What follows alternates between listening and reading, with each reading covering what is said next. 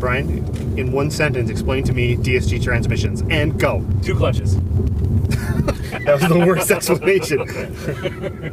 In one sentence?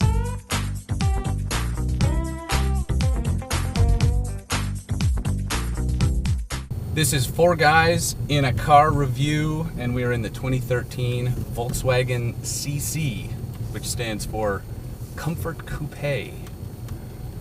Now, what's funny about Comfort Coupe is this actually has 4 doors.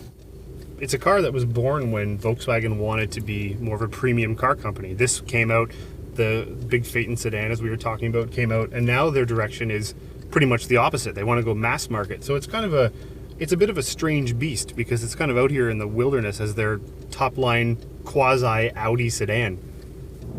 Now this one is, what, around $41,000? Yes, as tested, around $41,000.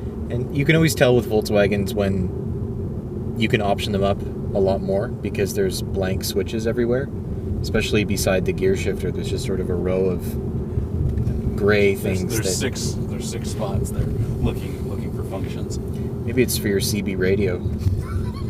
Got your ears on, good buddy? So this vehicle at about $41,000 comes with the 2-liter turbo. Yep. And is the Sportline package. It is. It has actually the same engine that's in the GTI, although this is probably about twice the weight of a GTI. It is a bit of a strange car because it's the previous generation Passat with a sexier body on it for, let's say, roughly 15% more than you would have paid for an old Passat. So it's kind of a marketing exercise on Volkswagen's part, basically sexing up a bunch of mechanicals and selling it for more. Although it is a good-looking car.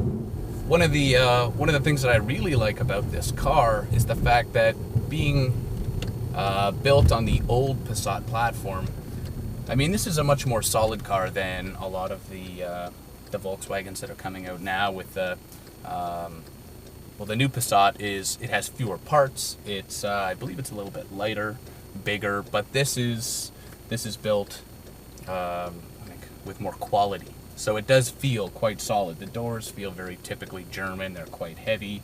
You got the fun little things. It's a frameless door, so the window's got to come down ever so slightly just to get past the weather stripping when you open it.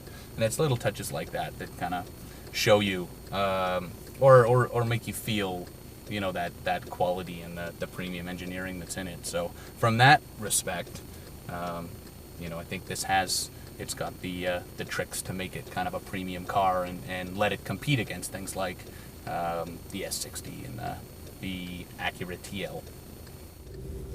I have some friends who are car shopping, and they drove the CC, and they loved it, and they asked me what I thought, and I said, well, you know, for the money, you can get more features or more performance or something, and they bought the CC anyway, and they absolutely love it. So, you know, I think to the person who will buy one, it's one of those cars that you just love it to bits. Right. As far as rear seat room goes, because of that sexy coupe roofline, which I hate saying, but it's what they call it, I'm not very tall. I'm under 6 feet, and I've got a couple inches, so I would have guessed that, Mike, you wouldn't fit back here. So that's something to consider if you have tall passengers. I found that the trouble with these really sloping roofs and a lot of car design now is that you've got very high sills and you've got very short windows, and so you actually can't see out of the car that well. I mean, the sight lines are not too bad, but the actual just sort of viewable area out of the car is kind of squished.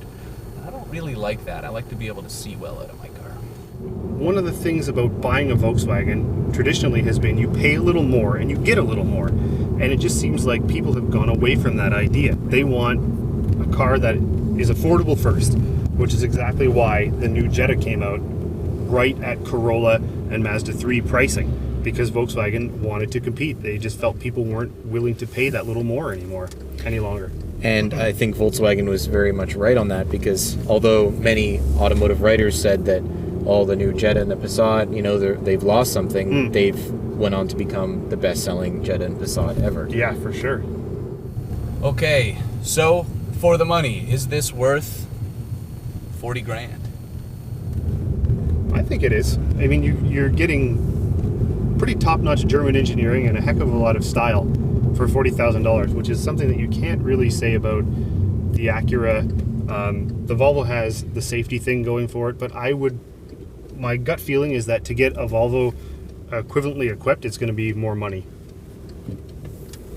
I think that if your bank lets you, spending the extra $1,000 or so to get into a BMW 3 Series is probably money well spent.